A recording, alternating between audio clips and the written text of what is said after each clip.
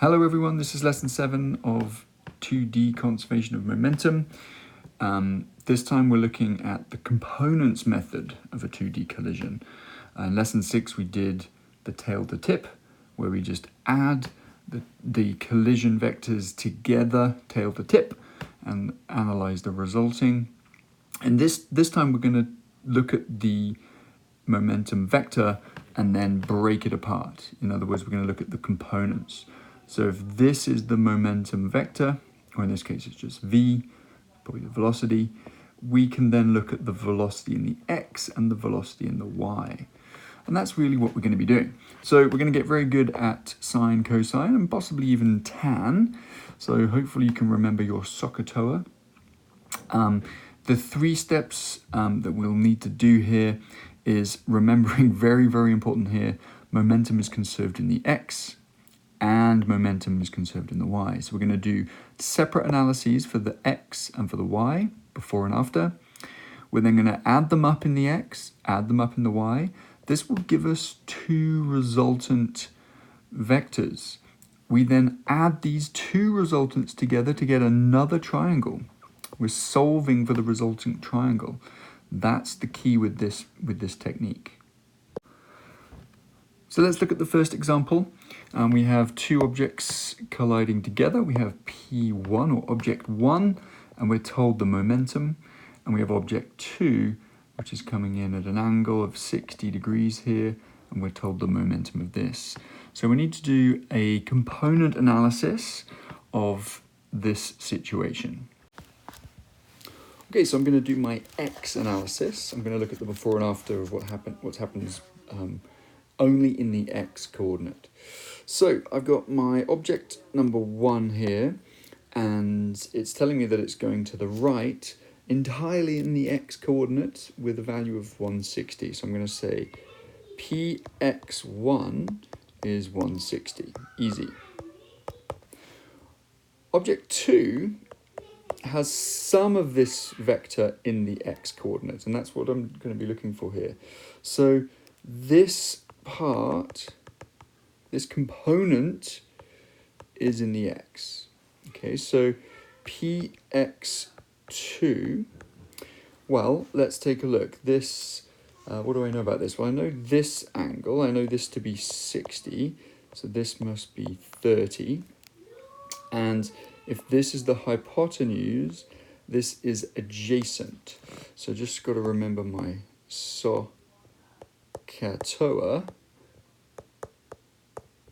Okay, I'm going to be using the adjacent and the hypotenuse. So I'm going to say that the hypotenuse, so the hypotenuse multiplied by cosine theta is equal to the adjacent. In this case, the adjacent being my momentum in the x.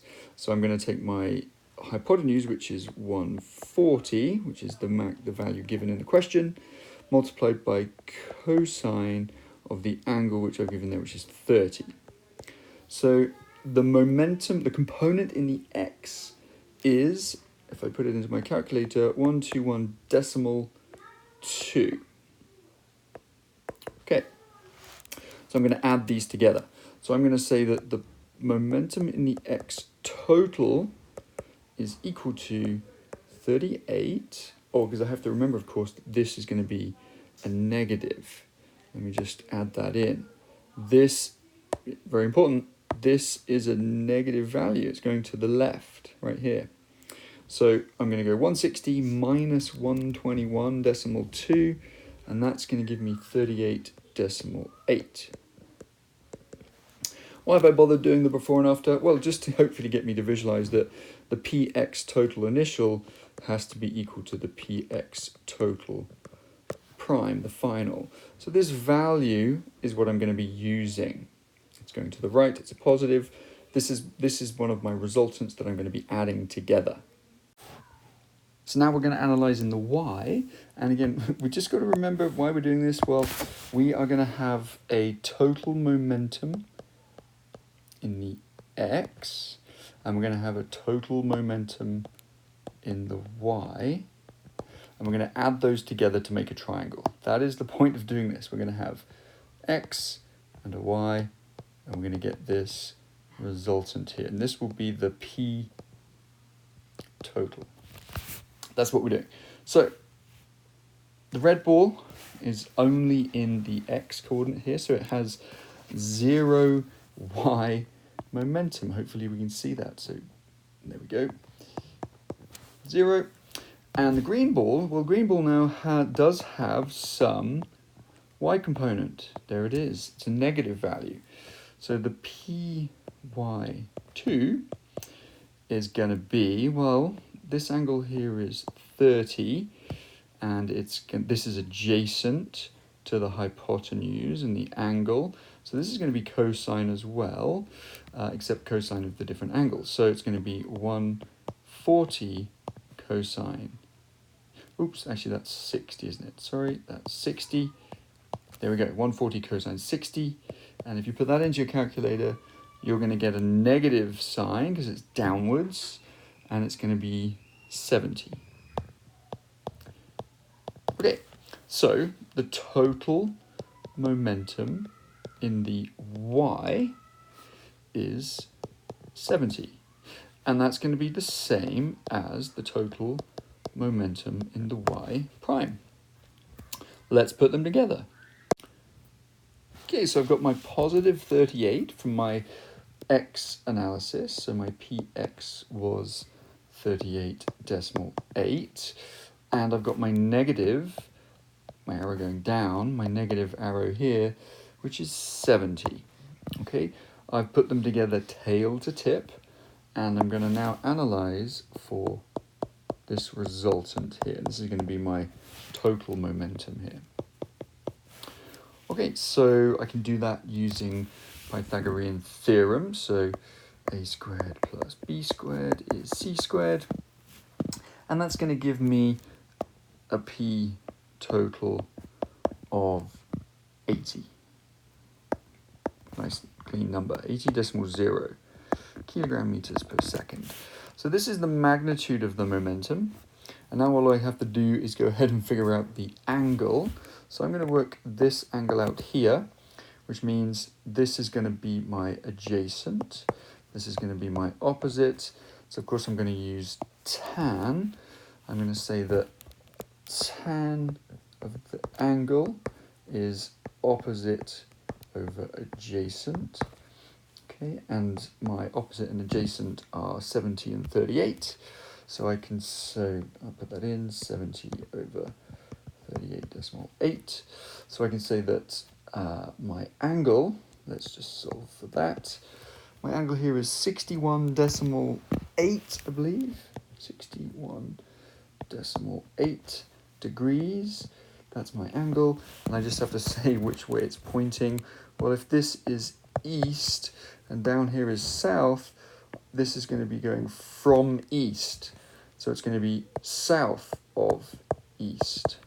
Okay, so there's my magnitude and my direction. Okay, so here's a couple more examples where we're just working out the components, or the unknown components. So just to figure out what's happening here, we've got two balls, or two objects colliding, 1 and 2. There's some kind of collision. They're not sticking together, so this dark ball is coming in, it's hitting the light colour ball and bouncing this way. This lighter colour ball is coming in and bouncing this way. We know all the momentums, all the components of all the momentums except for the light ball. Okay, so we're going to be figuring that bit out. Of course, we're making some assumptions here. We're going to assume that it's frictionless. There's no external forces acting on this system. So in other words, it's completely isolated. We're also not going to think about the collision itself. We're not going to think about the elasticity of the collision. We'll talk about that later, I think in lesson 8 here. So we're just analysing vectors in this scenario. We're analysing the vectors, we're analysing the components, just to get these two unknowns. So I'm going to do my analysis in the x and the y, the before and after in both axes. I'm going to use blue here for the before and after in the x. So I'm going to add together this component. It's a positive component in the x for the dark ball and I'm going to add this positive component in the x for the light ball. Both of those values are given straight to me. This is just a concept question, really. So I'm going to add them together. So I'm going to say 80. I'm not going to bother with the units. Normally I would, but just to make it quick, 80, positive 80, plus positive 70. Okay, that has to equal this component here. This is a positive component of 110. I might as well put that in. 110 plus this unknown component of the light ball here. I'm going to call this px2 prime. So that's missing px2 prime. And hopefully you can see this is now pretty easy to work out. If I go ahead and solve for px2 prime, this is, ignore that this is now on the before side. I've just rearranged this equation to solve for px2 prime. So I'm solving now for px2 prime. Draw a big square around it. That's going to give me 150 minus, and it's going to get me 40. So there we go, 40. So my my missing momentum in the x is 40, so I can go ahead and put that in here. This is going to be 40, of course, kilograms meters per second. Now I can do it for the other axis, this y-axis, which might have a few more things to think about because this is now going down, so this is a negative. So I need to keep track of that negative here. It's a negative 60 plus positive 20. Okay, and that's all before. And afterwards, I've got a positive value, and this should be a negative value. Okay, this unknown is a negative value. So this is going to be equal to positive 40 plus the unknown, the py2 prime. If I solve then for the py2 prime, I get negative 40. py2 prime, I get negative 40. That can come up here. This is going to be 40. And there we have it. Okay, example 2, a very similar situation, except this time we are dealing with a bomb. There's the mass of the bomb. Obviously it's at rest.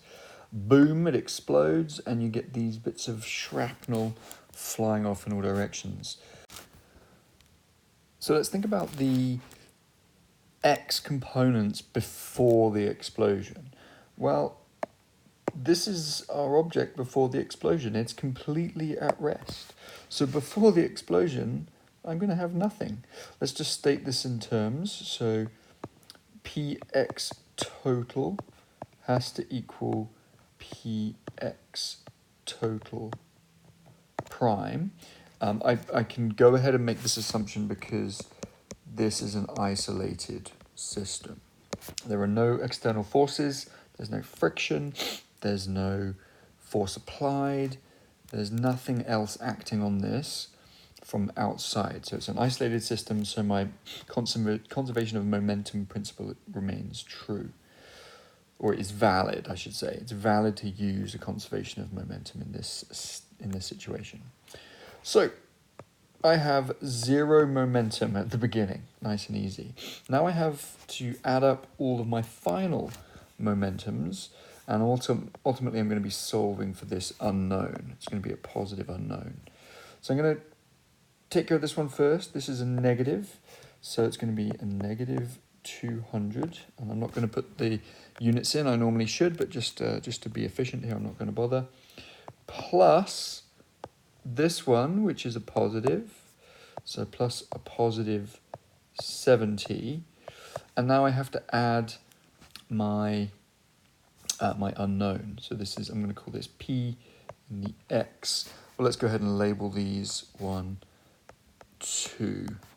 Actually, we should go 2 and then 3 here. So this is my third object I'm trying to find. So Px3 prime. Okay, and now it's pretty simple rearrangement to find my solution. So I can say Px3 prime is going to be equal to 130. Now I can put my units in kilograms meters per second. Okay, do the same for the y coordinates. Well, before the situation, it's not going anywhere, so my total y momentum is 0. And again, it's an isolated system, so I can say my total y prime and my total y initial has to be the same. So now I'm going to add all my y components together. Here I've got a positive, so this is going to be 100, plus this is going down, so that's a negative, so plus a minus or a negative 150, plus this component here, which is going to be a positive, so plus P3 prime. And once again, it's pretty straightforward to rearrange and solve. Py3 prime is equal to 50 kilogram meters per second. Okay, this is the last example here in lesson 7. I think we're in lesson 7. This is the much more of a realistic kind of question. Up until now, we've been keeping them fairly simple, just looking at the sort of process. But now in this one, we're going to have it all going on. We've got a mass. We've got two masses, one that's 10 and one that's 6. The 6 kilogram mass is at rest, and the 10 kilogram mass hits it. There's a collision.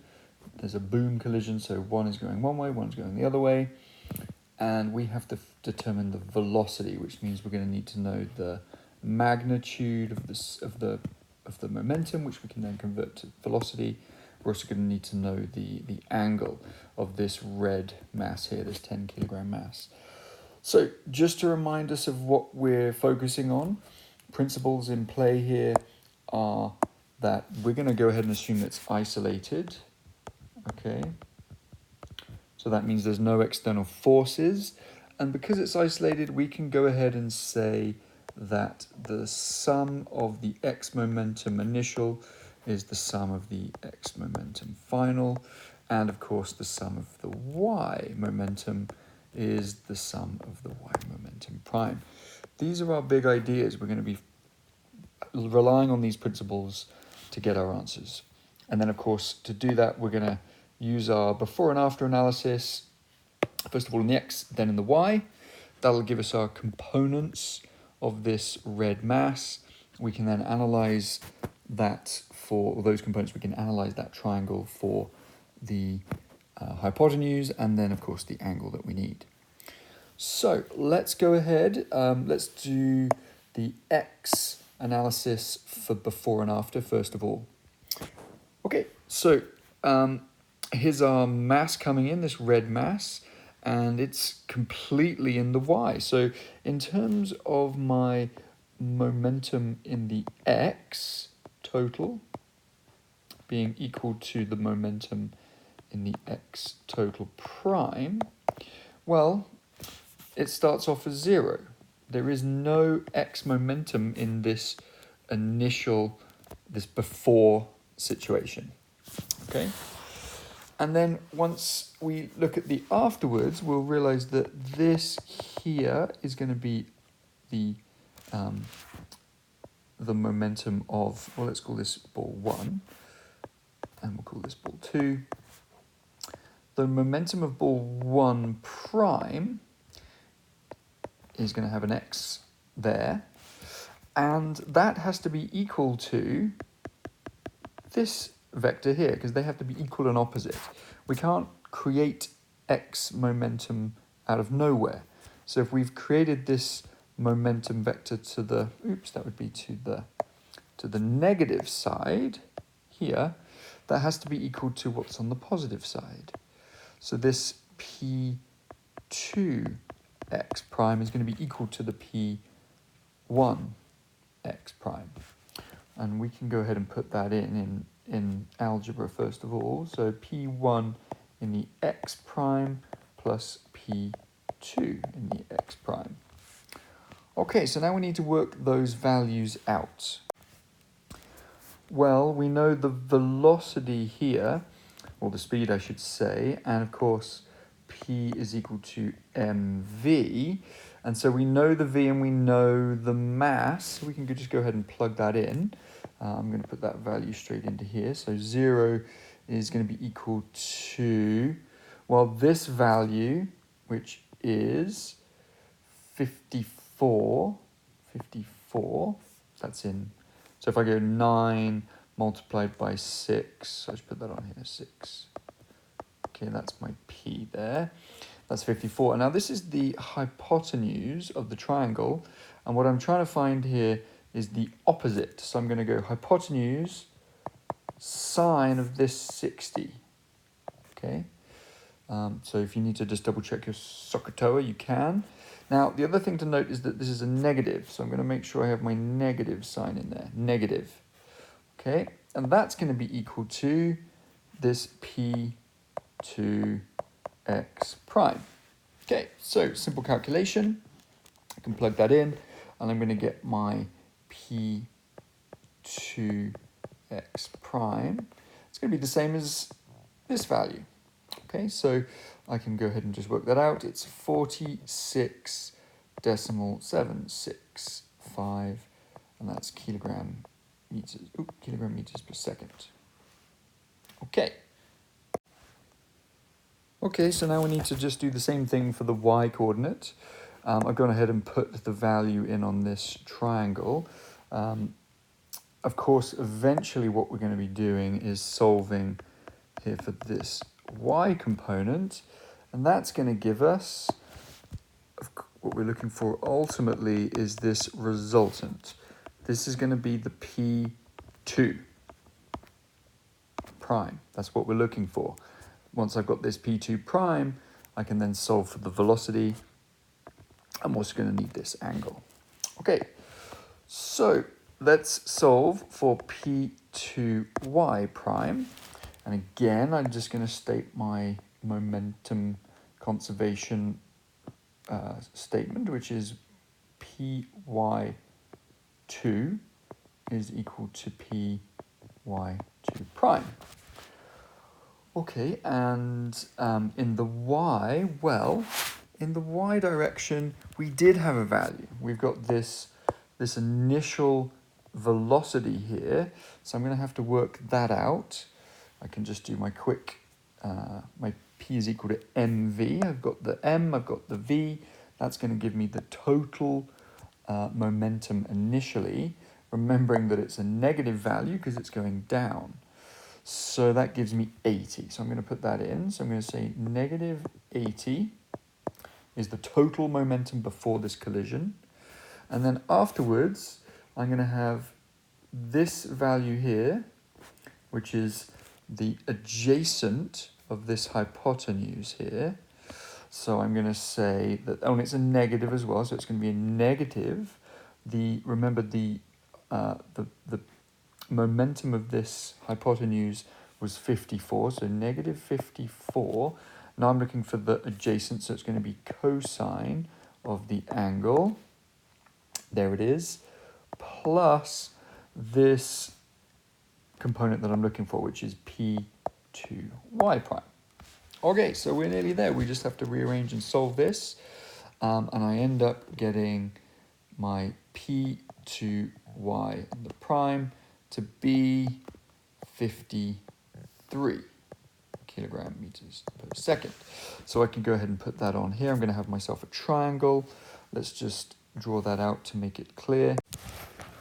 Okay, so I've just redrawn my the triangle for this red ball here. We calculated the momentum for P2x and for P2y prime, and now we can go ahead and just work out the hypotenuse of this triangle, which is going to be from here to here.